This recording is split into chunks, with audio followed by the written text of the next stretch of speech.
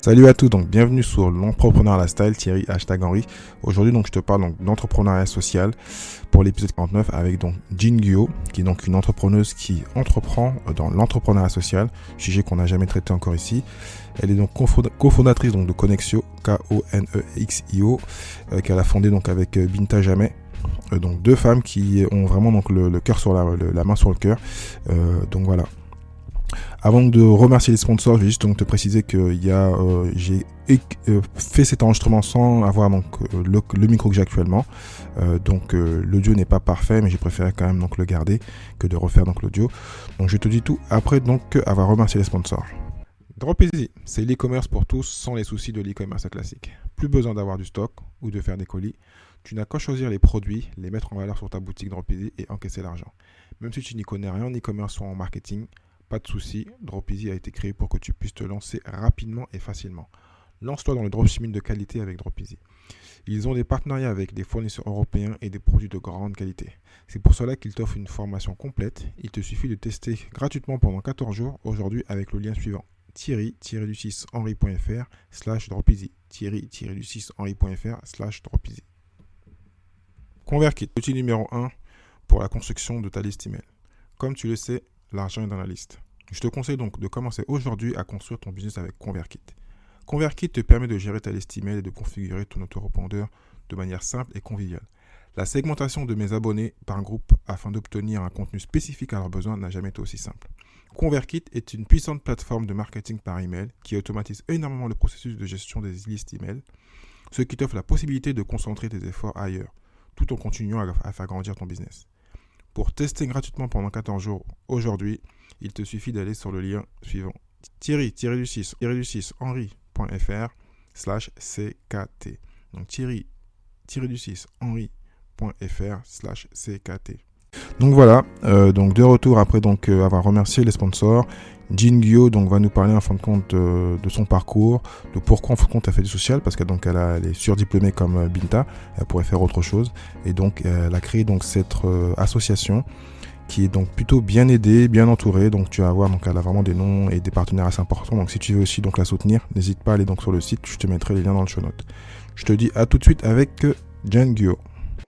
Salut Jean, comment tu vas? Je vais bien, et toi? Très bien, merci. Merci d'avoir pris le temps donc, dans ton planning chargé donc, de nous parler d'entrepreneuriat social. C'est pas un sujet qu'on traite beaucoup sur le podcast, mais ça va pouvoir aider des personnes qui veulent se développer. Ils ne seront pas directement entrepreneurs, mais ils vont passer par un apprentissage et ensuite peut-être ils pourront devenir consultants ou développeurs. Hein. Ça reste des indépendants. Donc, je vais te laisser te présenter, parler de ton parcours, et puis ensuite, je vais poser des questions un peu techniques sur l'entrepreneuriat social pour nous apprendre à devenir des entrepreneurs sociaux ou sociaux, je ne sais pas comment on dit. Parfait. Donc, oui, juste pour me présenter un peu, donc, je m'appelle Jean je suis entrepreneur social aujourd'hui. J'ai cofondé la structure qui s'appelle Connexio. Oui. Pour donner un peu mon parcours juste avant ça, donc, j'avais travaillé dans plusieurs secteurs avant ça, je dirais. Donc, j'étais premièrement, après avoir fait mes études, j'étais consultant, justement. Oui. Je travaillais pour les boîtes de la tech et aussi des boîtes de la pharma, en fait, en Californie. Je viens des États-Unis et ensuite, je suis allée et j'avais eu une bourse d'échange franco-américaine qui s'appelle Fulbright. Oui. Je suis venue en France pour faire des projets de recherche qui portaient sur l'économie. Donc, j'ai creusé pas mal, par exemple, des données ou c'est vraiment des projets de recherche qui essayaient d'évaluer l'efficacité des solutions de santé ou des projets sociaux. Et c'est comme ça, en fait, c'était un peu ma porte d'entrée pour créer Connexio, parce qu'à l'époque, en 2015, j'avais choisi de travailler sur un projet qui portait sur l'inclusion des publics vulnérables. Et en 2015, on parlait beaucoup de sujets des migrants. D'accord. Et donc pour moi, je suis aussi allée sur le terrain pour vraiment voir les enjeux. Pour moi, c'était pas suffisant de juste être économiste et voir les bases de données. Mais pour moi, je voulais voir vraiment les vrais besoins sur le terrain. Et ce que j'avais noté en 2015, c'est quand même, il y a déjà beaucoup de solutions, des associations qui font un super travail. Mais pour moi, il y avait moins des services, des solutions qui portaient sur le long terme. Parce que quand on parle de l'intégration aujourd'hui des publics vulnérables, pour des réfugiés ou des migrants qui ont en fait dû quitter leur pays, ça prend jusqu'à 20 ans pour ces personnes de réussir et d'avoir les mêmes taux d'insertion professionnelle que des nationaux. Donc, D'accord. en long parcours. Et si en fait, on les aide au début pour insérer d'une manière d'avoir les services basiques de santé, de logement, il faut aussi aller un peu plus loin dans le parcours d'insertion pour tout ce qui est montée en compétences et emploi. Donc, toi, en fin de compte, si je comprends bien, donc c'est venu donc d'une idée, en fin de compte, comme quand on crée une boîte, hein, tu as vu qu'il y avait quelque chose qui n'était pas, comment dirais-je, adressé. Tu t'es dit, il y a un manque, il y a quelque chose qui n'est pas bon. Mais au lieu de le faire en entrepreneuriat classique où tu allais demander de l'argent aux gens, tu dis, je vais le faire en social, c'est plus simple. En plus, techniquement, la cible, bah, les personnes qui sont immigrantes n'ont pas les moyens de payer donc, le cours dans tous les cas. Donc, c'est plutôt donc s'adresser à une cible qui n'a pas les moyens. Mais donc, c'est un problème qui existe, donc il faut le régler. Mais donc, tu le fais par l'entrepreneuriat social. Oui, dans ce sens, et je me dis en fait deux choses rapidement. Je pense qu'il y a deux types d'entrepreneurs, ceux qui savent qu'ils veulent devenir des entrepreneurs et ceux d'autres en fait dans une deuxième catégorie qui sont captés par un enjeu ou un besoin. Et c'est ça qui les lance en fait sur le parcours. Je pense que moi, je suis plutôt de cette deuxième catégorie. Et je pense qu'on dit oui, c'est entrepreneur et social aujourd'hui, mais peut-être d'ici 10 ans, 20 ans, en fait, tout le monde va devenir aussi des entrepreneurs sociaux, dans le sens que toutes les choses qu'on va faire aussi, d'une manière ou d'une autre, il y a quelque chose qu'on veut aider aussi les personnes. Je pense dans tous les cas, dans les réseaux des autres acteurs, des autres entrepreneurs, je vois il y a plus en plus des boîtes qui pensent à tout aspect en fait de notre vie, mais il y a quelque chose là-dedans pour nous aider à mûrir en fait ce qu'on fait et qu'on peut en fait arriver à bien faire en fait un travail pour justement créer en fait un meilleur futur quoi. Donc, je pense que pour Oui, nous, dans tous les cas, c'est ce qu'on dit dans tout ce qui est start-up moderne et dans tout ce qui est apporter de la valeur aux gens en général, on va dire.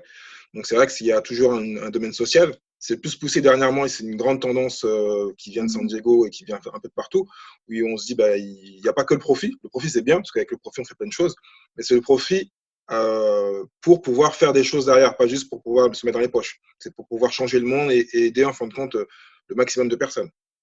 ouais, ouais. Et donc, je pense justement avec Connexio aujourd'hui, la mission et ce qu'on avait vraiment en fait décidé de faire, c'est vraiment de pousser et encourager des jeunes défavorisés et des personnes issues de parcours de migration de aller plus loin en fait dans leur parcours professionnel.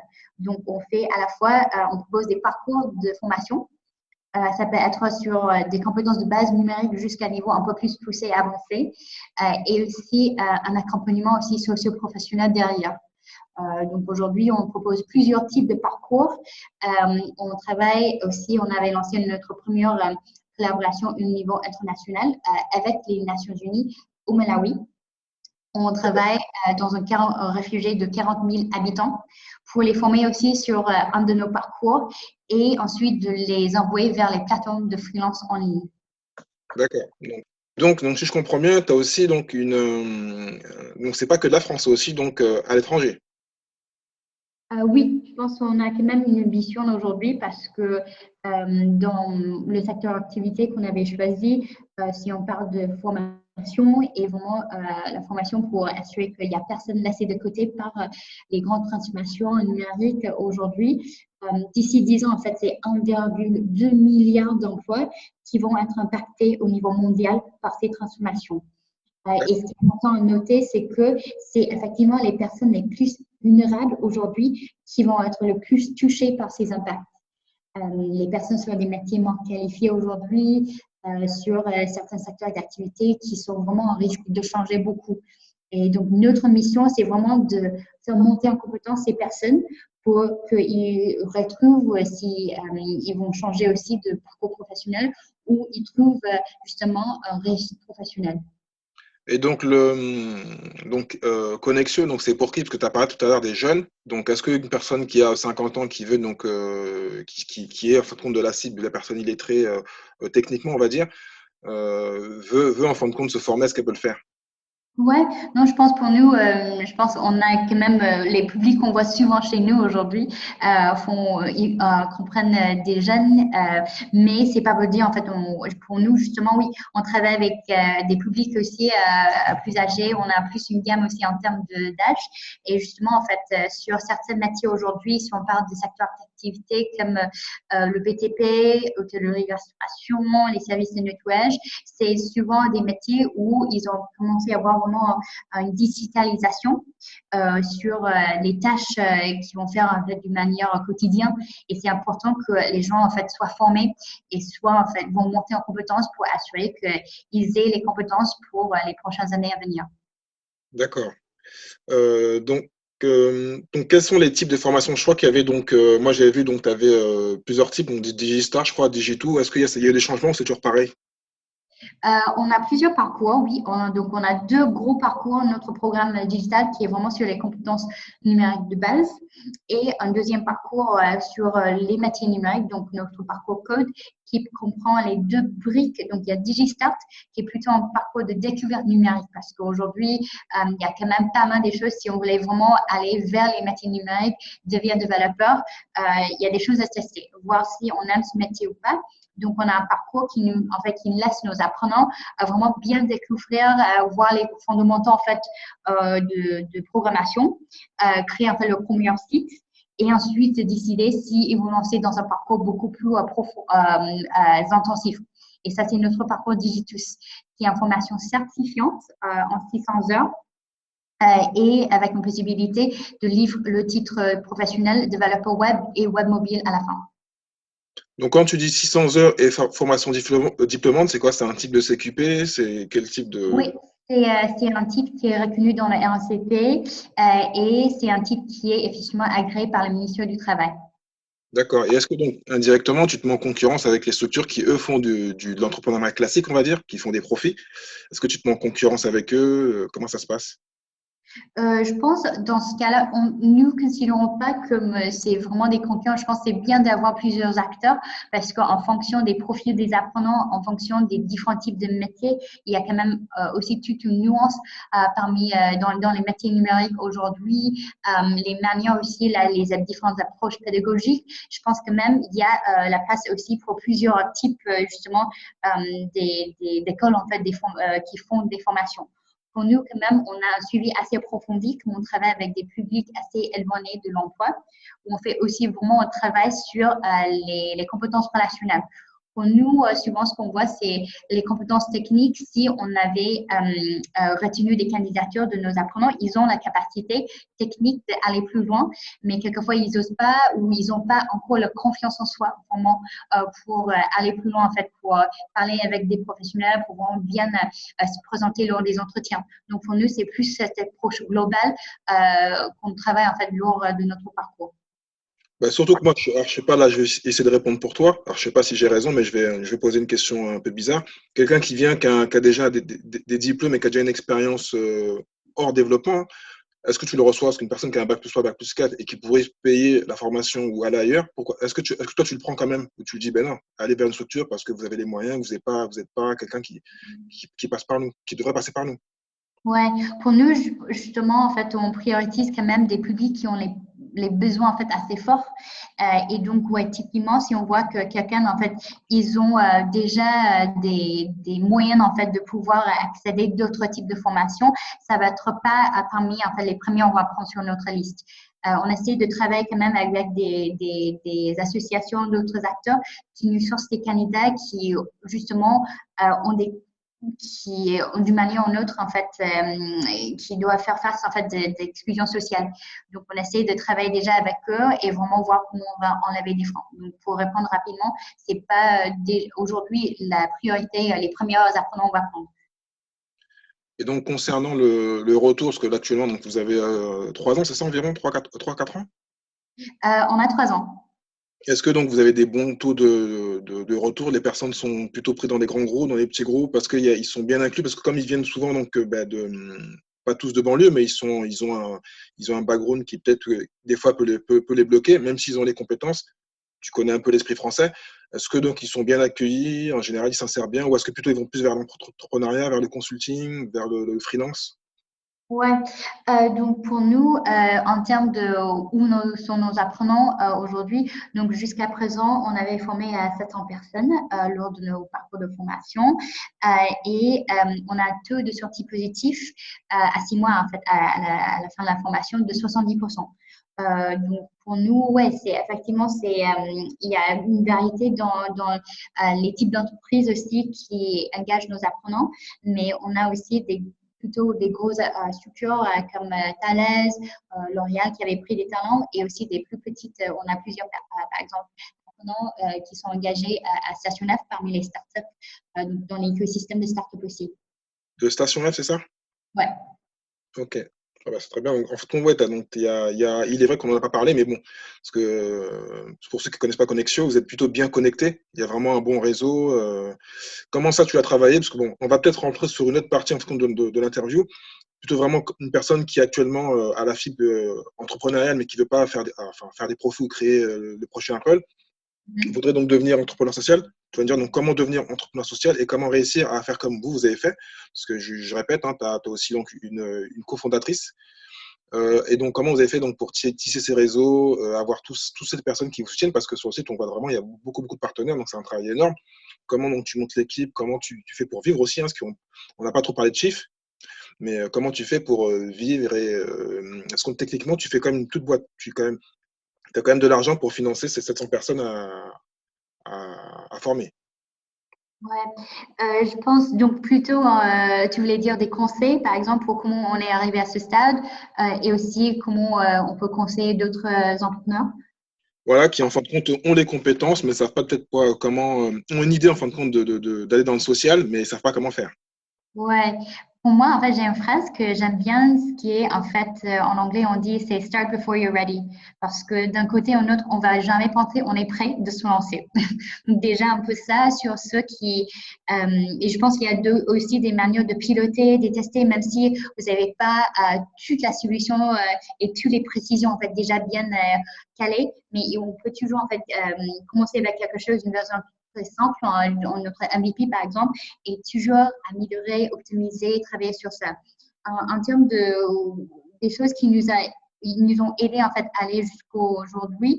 Je pense déjà en fait c'est bien pour nous en fait c'est l'approche qu'on prend, c'est que on va jamais réussir toute seule.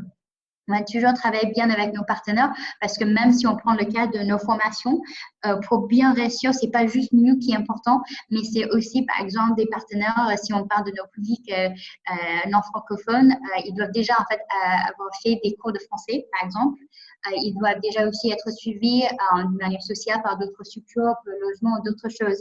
Donc déjà pour bien arriver à trouver les bons candidats, il faut vraiment qu'on travaille avec d'autres partenaires dans notre écosystème. Donc, je pense que c'est cette approche qui a été utile pour nous de dire qu'on ne va pas et on ne peut pas faire ça toute seule. On doit toujours travailler avec d'autres partenaires, de construire des parcours globaux pour arriver. Donc, je pense déjà, ça c'est un premier point. Et deuxième point, je pense, c'est quand même de vraiment essayer de prendre aussi des conseils. Parce qu'au début, quand j'avais commencé aussi, j'avais parlé avec beaucoup de monde pour voir qu'est-ce qu'ils avaient pensé, quels sont des feedbacks. Pour moi, en fait, il y a des gens qui peuvent vraiment vous donner des feedbacks, des suggestions d'une manière assez concrète pour améliorer. Parce que pour moi, je pense qu'on n'est pas encore là, on peut toujours progresser, améliorer. Et je pense que c'est ça qu'il faut toujours regarder aussi, cet aspect de on peut toujours faire mieux, il faut toujours être ouvert à apprendre, à changer, à toujours pouvoir améliorer des choses. D'accord. Parce que pourquoi je t'ai posé la question, mais tu m'as répondu à moitié, hein. Parce que quand on va sur ton site, on voit des partenaires qui sont assez importants. Tu as parlé de Thales. Sur la photo, quand on vient sur le site, on tombe directement sur Xavier Niel et Station Live, donc on voit vraiment que vous êtes connectés. Comment toi, tu as fait? Donc, est-ce que donc, dès le départ, il faut attendre de créer la structure, même si tu l'as dit qu'il faut d'abord commencer et ensuite se lancer, mais plutôt donc avoir au moins 5-10 partenaires, parce que tu sais que tu vas pouvoir vivre. Parce que ce qui empêche souvent l'entrepreneur de se lancer, c'est de dire comment je vais payer mon loyer, comment je vais vivre. Donc, c'est une question assez importante. Donc, techniquement, quand tu fais de l'entrepreneuriat social ou de l'associatif, tu ne gagnes pas des millions. Donc, est-ce que cette partie-là, tu peux un peu développer et dire comment on peut se dire, voilà, on va le faire quand même, et on va pouvoir comme vivre aussi personnellement Ouais, ok. Ouais, et quand même tisser des réseaux. Parce qu'en général, toi, je pense que les gens, techniquement, tu as vendu en fait ton connexion. Hein. Tu restes une entrepreneuse pour que les gens viennent te soutenir. Donc, actuellement, donc, comment tu fais? Est-ce que c'est toi? Est-ce que tu as une équipe qui fait cette partie-là? ouais. Donc, je pense pour répondre à la question, je pense bien sûr, je pense c'est toujours difficile les premières étapes. Et je pense qu'il y avait quand même, j'étais pas payée, par exemple, pour mon travail, j'étais bénévole toujours en fait pendant un certain temps. Ouais, donc je pense que pour ça, il faut, je pense d'une manière ou d'une autre, comme tu essayer d'être pragmatique, par exemple, de commencer avec et faire des choses plutôt à mi-temps, par exemple, si vous avez un travail à côté. C'est un peu dans cette situation. J'avais commencé Connexio. J'étais toujours dans une situation où j'avais mes projets de recherche tout au début à côté. Et ensuite, j'avais commencé à bosser sur le projet. Mais je pense, et à bout d'un moment, vous allez voir que oui, il faut faire une décision, que soit en fait vous allez être temps plein sur le sujet ou il faut en fait faire en tranche. Donc je pense que ça, c'est pas facile, mais je pense vous allez aussi savoir quand ce moment arrive qu'il y a en fait une décision, en fait une situation en fait à prendre. Et pour la deuxième question de comment en fait vraiment peut-être à bien avoir et bien cibler les premiers partenaires, je pense qu'il faut bien identifier des partenaires qui vraiment ont les mêmes objectifs, qui sont alignés, peut-être pour plus que juste une raison avec vous. Parce que pour vraiment bien trouver un partenaire, je dirais, un partenaire de qualité vaut plusieurs partenaires où vous pouvez faire des choses ensemble, mais c'est pas sûr. Pour nous, aujourd'hui, je pense que parmi nos partenaires, ça va aussi commencer avec des tests. On n'avait pas tout de suite dit on va faire plus avec vous. On a dit on va commencer avec un pilote, un atelier, un test, un groupe d'apprenants. On voit si est-ce que ça va bien passer. Et si ça va bien passer, je pense que ça donne naturellement quelque chose pour la suite. Mais je pense qu'il y a ça aussi à voir. Donc déjà, identifier le cible des partenaires. S'ils ont plusieurs intérêts, par exemple, sur les axes sur lesquels vous travaillez, je pense que c'est déjà bien, mais aussi de ne pas déjà proposer tout, mais en fait, on va plus travailler ensemble sur une version simplifiée ou quelque chose, un pilote à tester. Et si ça marche bien, je pense que ça va naturellement, en fait, générer quelque chose pour la suite. D'accord. Donc, c'était bien pensé, on va dire. Ouais. Donc, comment nous, là, en fin de compte, avant donc, de te poser les 5 questions que je pose à tous mes entrepreneurs, comment on peut t'aider actuellement? Si on veut devenir bénévole ou si on veut quelqu'un qui est développeur, qui veut venir développer, comment on fait? Ouais, donc bien sûr. Donc, merci pour cette question. Donc, aujourd'hui, au sein de Kinexio, justement, il y a plusieurs manières d'engager avec nous. Déjà, en fait, on cherche des personnes qui souhaitent engager. Donc, c'est par exemple une fois par semaine dans nos cours actuels. Donc, l'idée, c'est des séances qui peuvent être, par exemple, les soirs, donc une fois par semaine en soirée ou le samedi matin, par exemple, de venir et nous aider dans les cours. Donc, l'idée, c'est de déjà avoir contact avec nos apprenants. Et si, par exemple, vous êtes développeur ou maîtriser déjà bien, par exemple, les outils bureautiques, de venir et après, en fait, être en force dans nos cours actuels. Aussi, on cherche des partenaires entreprises qui souhaitent aussi engager d'une manière pro bono ou de mécénat des compétences. On fait des ateliers plutôt sur les compétences relationnelles. Donc, ça, c'est du coaching, par exemple, sur comment créer un CV, une lettre de motivation qu'on fait en plus aussi avec nos apprenants. Donc, ouais, si vous voulez engager, n'hésitez pas à nous contacter à notre site web et à Connexio, konexio.eu. Voilà. Et en termes de financement, si on veut vous aider financièrement? Oui, et ça aussi, évidemment, si Il ne faut pas le dire, Jean. oui, bien sûr, non, je pense que pour ça, si vous voulez aider financièrement, vous pouvez toujours faire pour l'association en don. Et c'est aussi, vous pouvez trouver les informations sur notre site web et pour d'autres types de partenariats, ouais, n'hésitez pas à nous contacter. Notre mail est à contact@connexio.eu. Et donc, une question, parce que je te tends la perche, mais tu me le dis pas. Est-ce que donc il y a un avantage fiscal aussi à financer? Parce que ça peut aider des fois. Oui, exactement. En fait, comme on est une association d'intérêt général, tout don sera défiscalisé. Ok, bon, mais parfait. Donc là, je vais te poser donc les questions donc, pour le finish. Donc, quel est pour toi donc, le business ou l'association dont tu rêves, à part celui que tu fais actuellement, ou celui-là, c'est vraiment ton rêve, ton truc parfait? Ça, c'est une bonne question. Je pense qu'il y a beaucoup d'entreprises aujourd'hui qui sont admirables. Je dirais une des structures que j'admire beaucoup, c'est le IRC, c'est le International Rescue Committee. Ils sont une très, très grande association qui lutte dans le monde, en fait, pour les personnes déplacées aujourd'hui. Donc, je m'admire parce qu'ils sont dans des zones, en fait, avec des ressources très, très limitées et ils ont une présence très forte pour aider toutes ces personnes. Voilà. D'accord. Donc, toujours dans le social. Oui, dans le social. Donc, quelle est pour toi la meilleure expérience en tant qu'entrepreneur ou investisseur que tu as eu dans ta vie? Oui, dans l'entrepreneur, ouais, je pense que pour moi, c'est un mouvement en fait. Et d'ici les prochaines années, je pense qu'il y aura de plus en plus des personnes qui souhaitent engager. Donc, je pense que c'est avec plaisir de pouvoir parler de ça et de pouvoir aussi donner des conseils. Ok. Quel est pour toi le meilleur levier pour devenir entrepreneur? Les meilleures manières de vivre? Non, quel est pour toi le meilleur levier pour devenir entrepreneur? Les meilleurs leviers. Je pense que déjà, en fait, je pense que première chose, avant tout, et je pense que c'est ce que peut-être les autres entrepreneurs vont dire, c'est la motivation. Parce que c'est ça qui va vous motiver, même s'il y a des journées qui sont dures, que vous voyez des blocages, que ça marche pas, c'est la motivation.